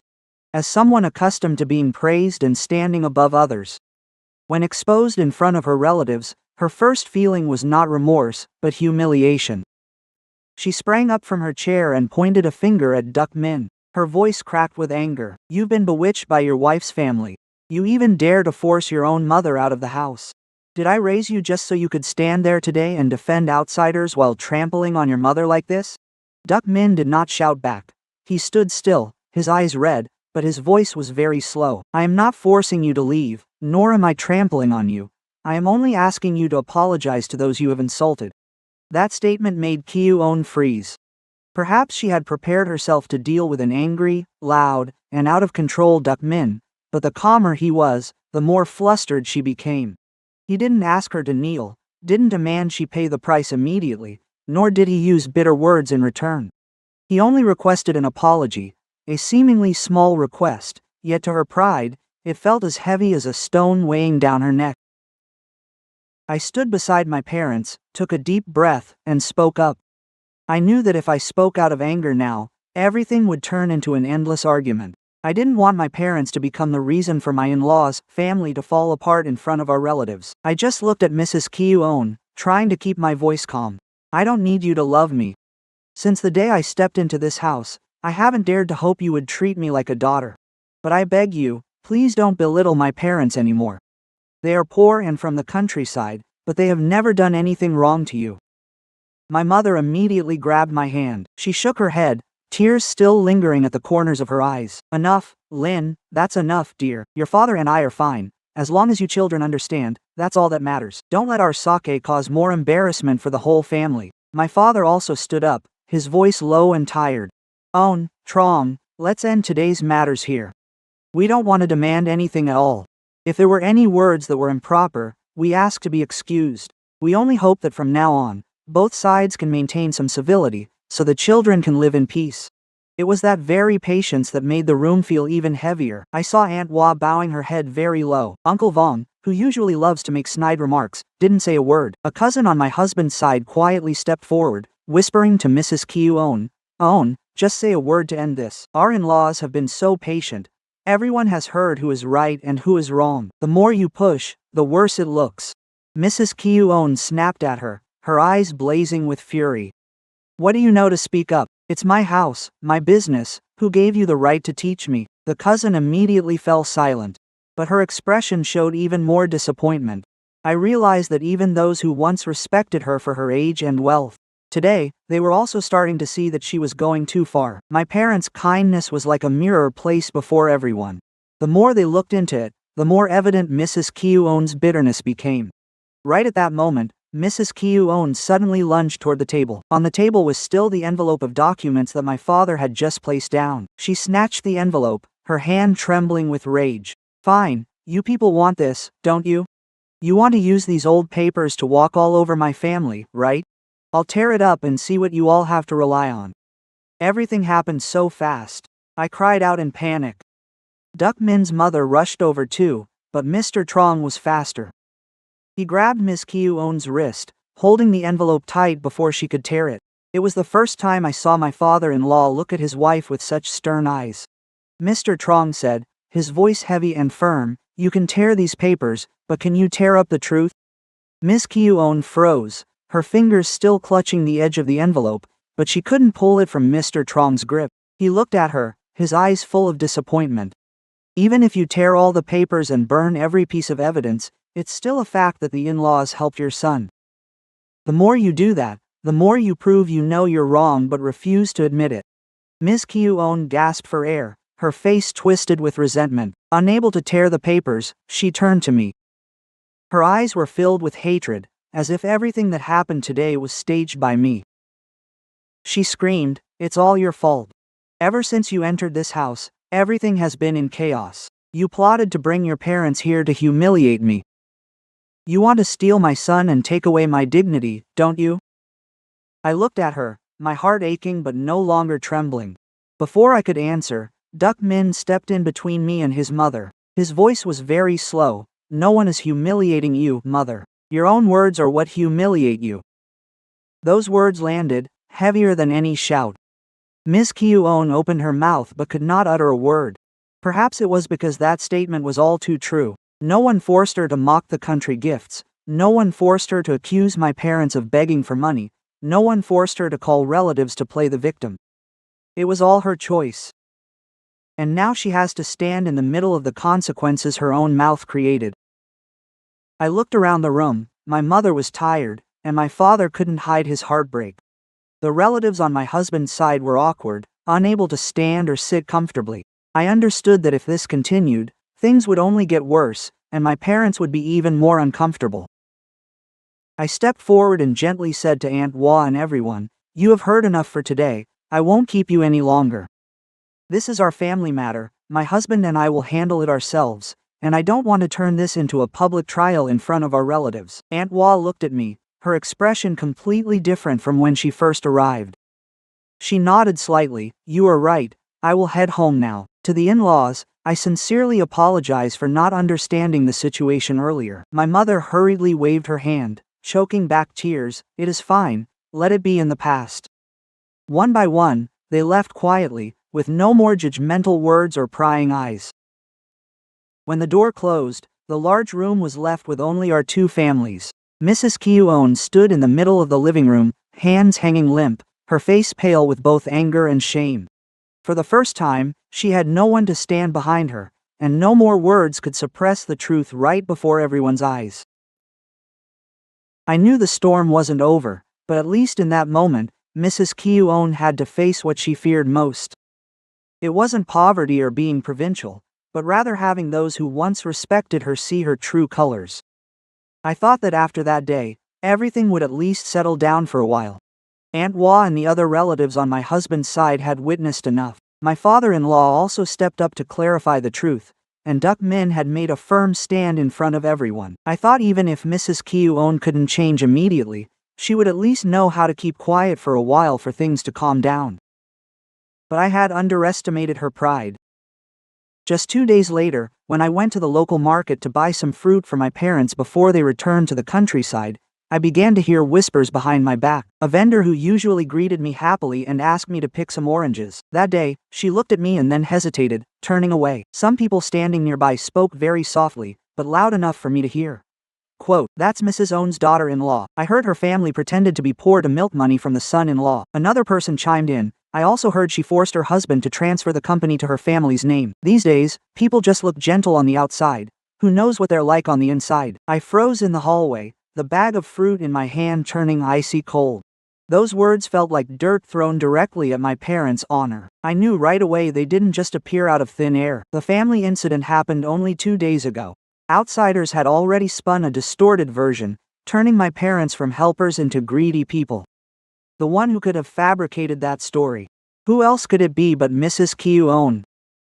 Arriving home, I saw Duck Min standing on the balcony on the phone. His face was tense, his other hand gripping the railing until his veins stood out. Seeing me, he hung up quickly, but I caught a glimpse of someone saying on the other end, "You need to rethink this, Min. People are spreading rumors that your wife wants to bring her whole family into the company." I set the fruit bag on the table and looked at him. "You heard it too, didn't you?" Duck Min nodded. He couldn't hide his anger. He just received several calls from old friends, former partners, even neighbors asking about it. They said Mom told acquaintances that your parents used capital contribution papers to force you to split the company. I took a deep breath, trying to stay calm. I was deeply hurt and resentful too, but seeing Duck Min shaking with rage, I knew if we both lost control, the ones hurt most would still be my parents. I said slowly, "We must clarify the truth, but let's not turn into bitter people like your mother. I don't want my parents to be vindicated through a loud, messy argument." Duck Min turned to look at me, his eyes red, filled with love and sorrow. "I tolerate my mother not because I fear Lin Nyan. I tolerate her because I wanted to leave her a way out, but she chose to push your parents onto the street for people to trample on." I stepped forward and placed my hand on his. "So let's proceed with evidence, not with anger. Whoever speaks falsely, let the documents provide the answer. Your mother has used her sharp tongue to hurt others far too much already. Let's not use that method." Perhaps that very statement made Duck Min calm down. He nodded and began gathering everything together. The messages his mother had sent to their relatives, the recording of her speaking falsely about my parents, and the copy of the investment paper my father brought up. Mr. Trong's confirmation. Even the recent calls, Duck Min has noted down the times. The caller, the content. He didn't make a scene. He just quietly gathered every piece of truth like someone building a solid wall against a toxic wind. But just as we were considering how to handle this as smoothly as possible, my wind took it upon herself to add fuel to the fire. That afternoon, a friend sent me a screenshot of her post on social media. The post didn't name us directly, but anyone who knows our family understood who she was talking about. She wrote that poor people who are sensible are precious, but there are those who pretend to be kind, silently pulling out old papers to pressure their son-in-law, acting as if they are great benefactors. The rich don't fear losing money, only meeting in-laws who have no self-respect. Under the post, she even included a photo taken from the side of our living room table on the day it happened. My win must have snuck a shot while everyone was still tense. In the photo, the envelope of papers on the table reveals part of the phrase, "nominal capital contribution," and my father's name. Perhaps she wanted to use that photo to prove my family brought out papers to pressure people, but she didn't expect that very detail to backfire. In less than an hour, the comment section started to shift. Someone asked, "Wait, does nominal capital contribution mean the wife's side actually invested money?" Someone else wrote, "If they have investment papers, they can't be called freeloaders." An old acquaintance of Duck Min who worked with him when the company first opened even left a very clear comment. Quote, "I remember when Min's company almost collapsed, it was his father-in-law who ran everywhere to save his son-in-law. Everyone from back then knows this. Don't speak the opposite, it's unfair to them." Reading that, my eyes stung, not out of gloating, but because finally, amidst the noisy crowd, there were still people who remembered the truth. There were still people who dared to speak a fair word for my parents. As for Duck Min, he held his phone in silence for a very long time. He wasn't happy, he just let out a heavy sigh. Win thought she was defending her mother, but she just opened the door for everyone to see what her mother wanted to hide. Not long after, the post disappeared, but it was too late. Screenshots had already been saved and shared among various groups of acquaintances.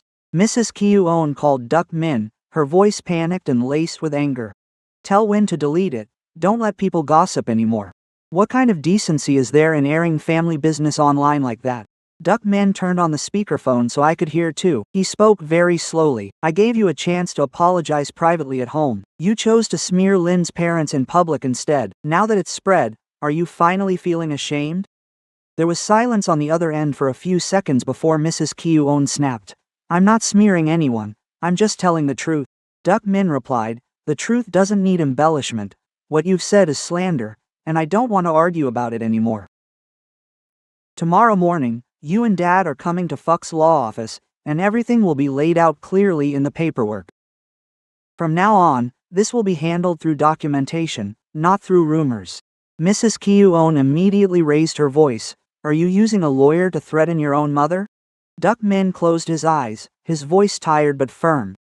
No, I'm preventing you from pushing yourself any further. If you continue to spread lies about Lin's parents, the consequences will be more than just losing face. The call ended.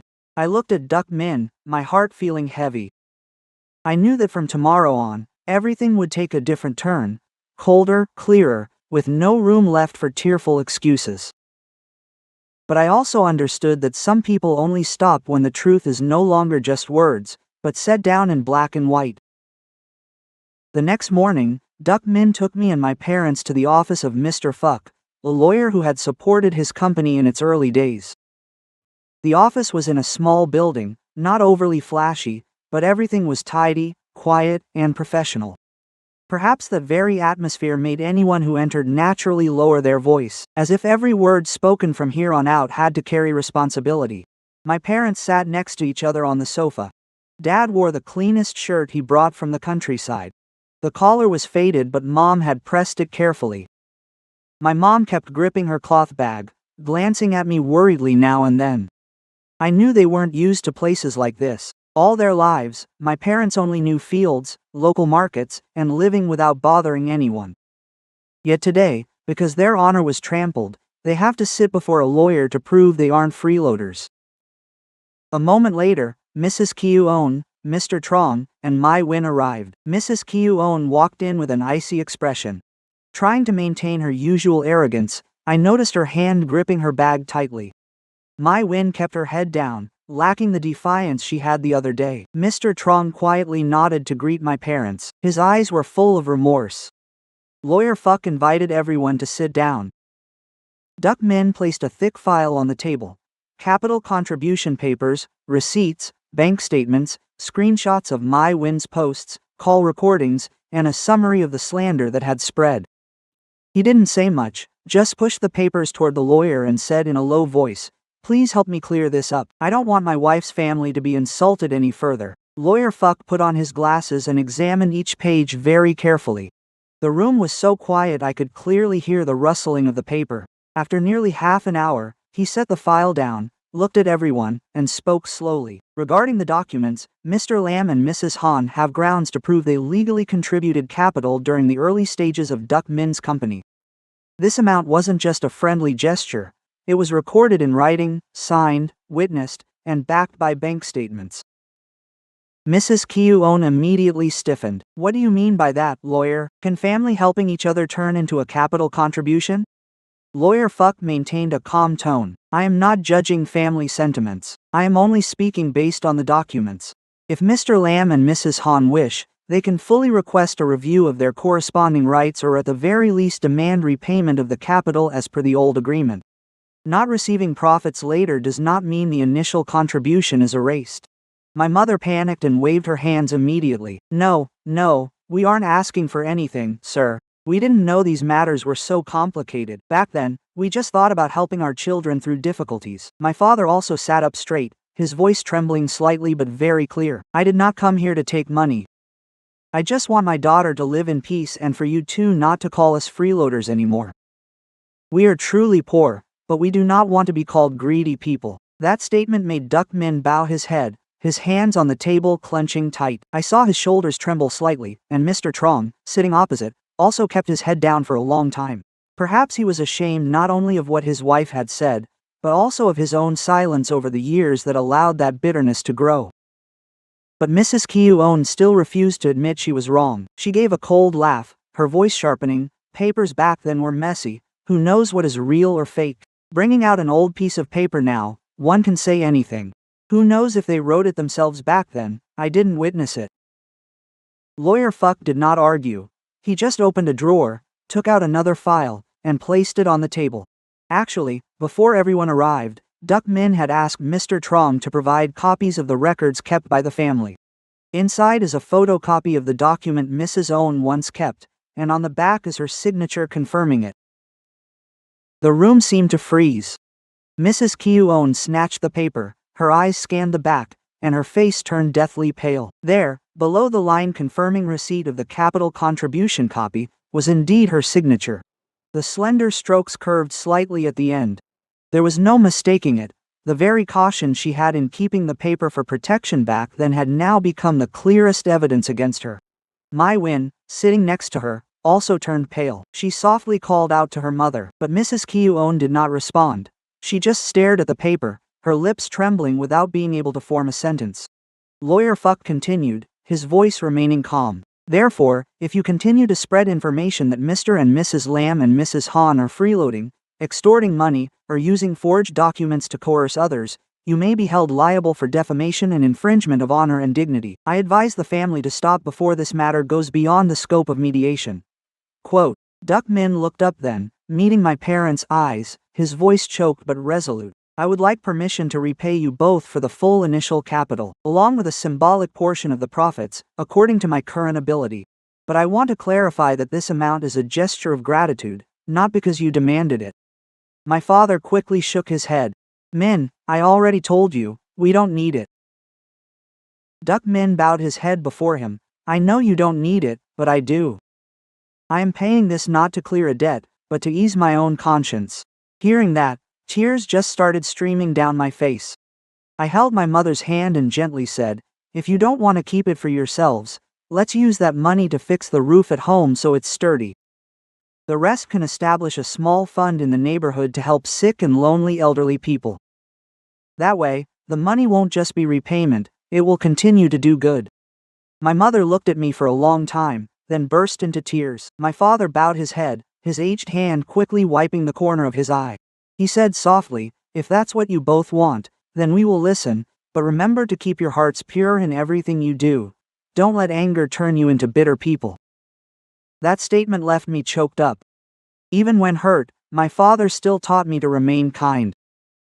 At the end of the session, Lawyer Fuck drafted a confirmation document stating clearly that Mrs. Kyuon and my Win must not continue spreading false information, nor insult my parents' honor in any form. If they reoffend, Duck Min has the right to use all evidence to seek legal intervention.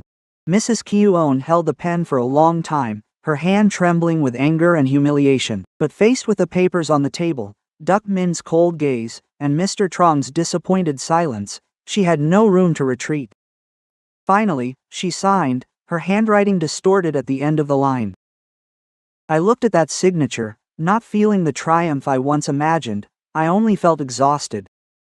A decent apology could have ended everything so much more easily. But because Ms. Kyuon refused to bow to what was right, she eventually had to bow to black and white. And that is the first price she has to pay for the bitter words she has sown.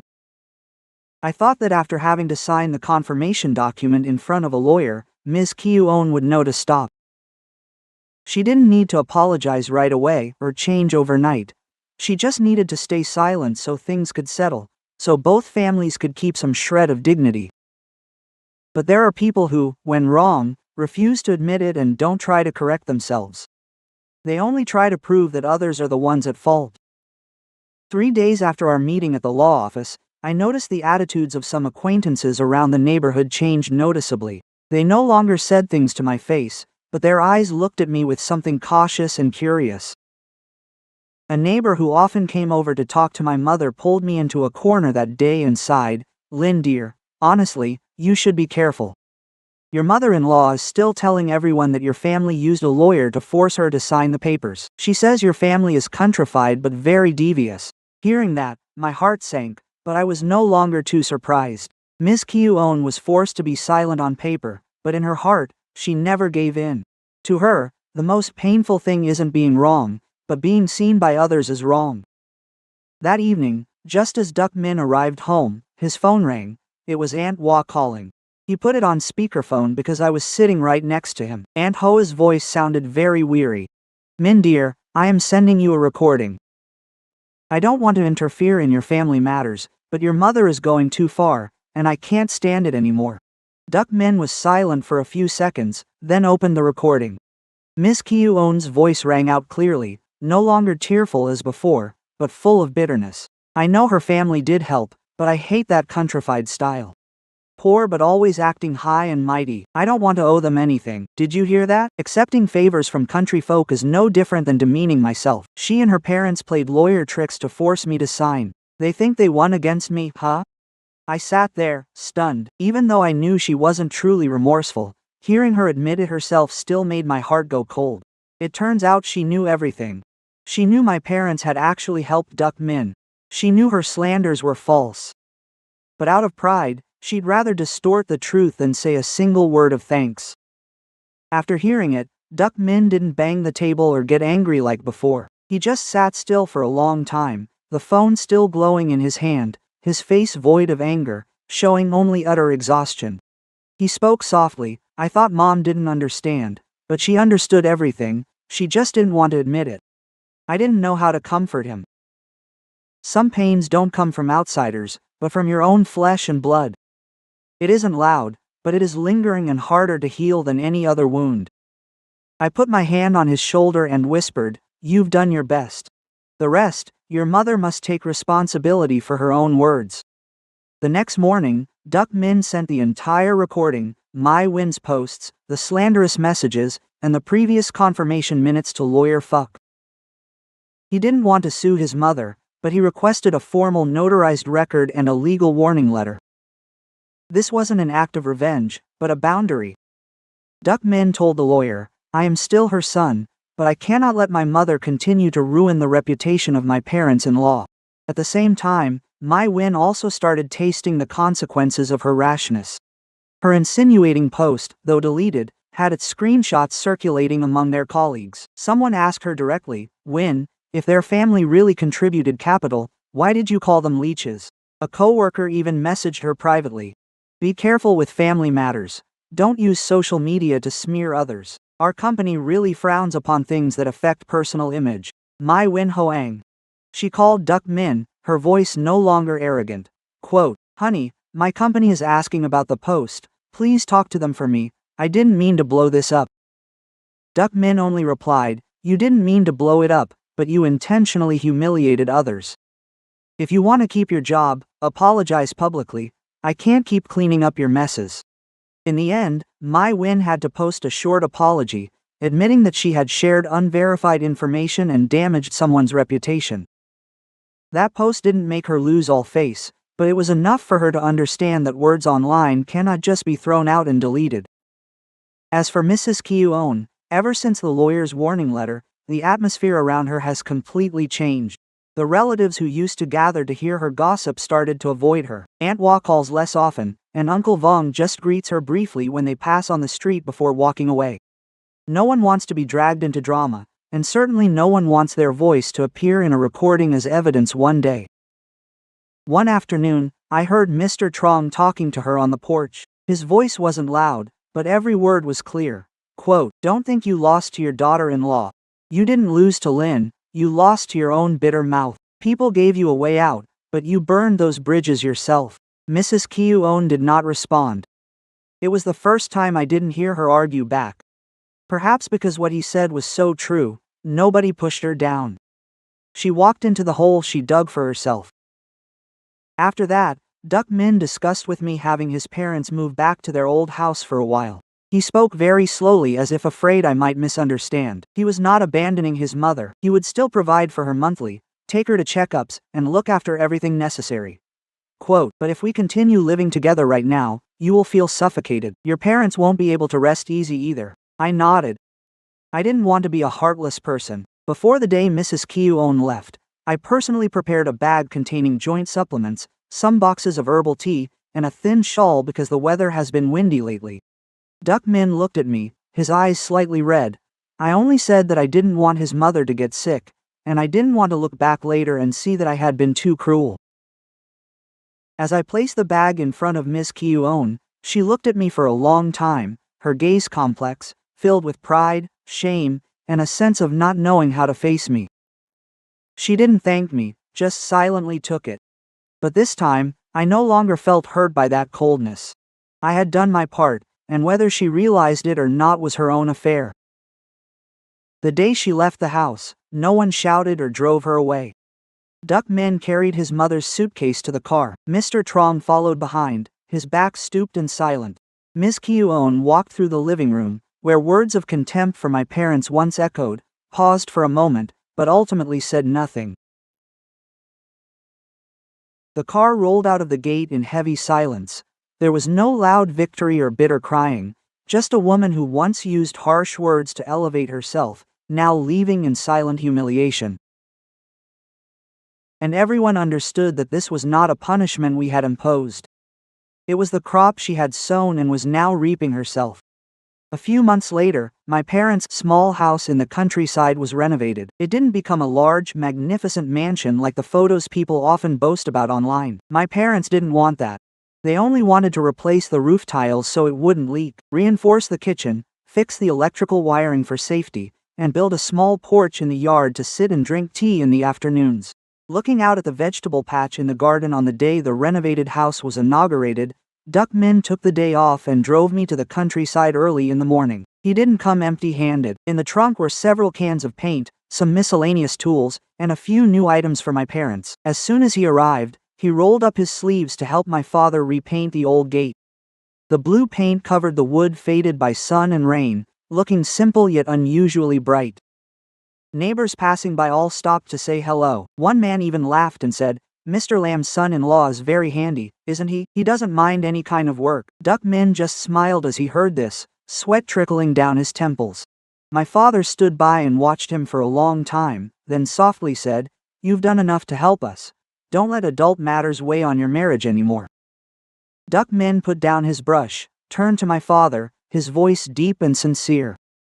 "I owe you more than just money. I owe you for not defending your honor sooner. If I had been firmer back then, perhaps you wouldn't have had to endure so many harsh words." My father was silent for a few seconds, then patted him gently on the shoulder. "Recognizing a mistake and fixing it is what matters, son. No one in this world is perfect. Living together is about knowing how to love and think of one another." I stood on the porch listening to them talk, and my heart suddenly softened. I looked at Duck Min and understood that my husband is not a perfect man. He was once too soft, afraid of upsetting his mother, so he chose endurance, thinking silence kept the peace. But when things crossed the line, he knew to stand on the right side with me. That is more important than someone who always talks well but turns away when needed. As for Mrs. Kyuon, after living separately with my father-in-law for a while, she became noticeably quieter. I heard from Duck Min that she goes out less and no longer boasts about her son to relatives as before. Her calls to him are shorter, too, without the familiar orders. Perhaps when people are made lonely by their own words, they begin to understand that silence can sometimes be a way to reflect on oneself. One weekend afternoon, my mother called me, her voice a bit confused. She said she had just received a basket of fruit sent from the city with a small card inside. The card only had a few lines. "I went too far. I hope you can forgive me." The sender was Mrs. Kyuon. I was speechless after hearing that. The apology came late and was not long-winded, but for someone as arrogant as her, writing those words likely wasn't easy. I asked my mother, "Are you angry?" My mother laughed softly over the phone. "What good would anger do, child? When someone knows how to bow, even if it's late, we should offer them a way back. Call and thank her on my behalf." It wasn't because Mom forgot everything, but because she didn't want to keep a heavy heart. I followed my mother's advice. That phone call was very short. Mrs. Kyuon answered, her voice sounding a bit awkward. I just said, "My mom received the fruit. She sends her thanks." There was a long silence on the other end, then she replied softly, "Yeah, just one word." But I could hear that something had changed. It wasn't exactly warm, nor could it be called full repentance, but at least she didn't raise her voice like before. Since that incident, I have maintained a clear boundary for myself. I respect my mother-in-law because she is Duck Min's mother, the one who gave birth to my husband. I still check on her when she's sick, provide medicine when needed, and let Duck Min fulfill his filial duties. But I no longer allow anyone, including her, to insult my parents ever again. Kindness without boundaries is easily mistaken by others for submission. Duck Min has also changed a lot. He agreed with me that from now on, all matters of money and duty to both families must be clear. Who to help, how much to give, and for what reason. We both know and discuss it together, not to keep score with our parents, but so no one can exploit our kindness and twist it into a debt. He says transparency doesn't chill affection. It just keeps feelings from being distorted by others. Several months later, my parents came to the city to visit us again. This time, Dad still brought along his old woven bag. Inside the bag were the same familiar items: some bundles of greens, a few eggs, some sweet potatoes, and a bottle of sugarcane molasses. My mom also packed some savory rice cakes, saying Duck Min liked them last time, so she made more. Seeing my parents at the gate, Duck Min ran out before I did. He happily carried the bag into the kitchen, saying, "I have to roast these potatoes right away today. Potatoes from home don't taste as good if you keep them too long." My dad smiled kindly, while my mom playfully scolded him for being such a charmer. Mrs. Kyuon was also there that day. She stood in the living room looking at the woven bag on the kitchen table, and I saw her eyes soften for a moment. She didn't offer praise or sweet words, but she also stopped criticizing, smirking, or uttering bitter remarks, simply turning away quietly to brew a pot of tea and set it on the table before my parents. Some relationships cannot return to what they once were after being hurt, but if people know when to stop and maintain a little respect for each other, at least the days that follow won't feel so heavy.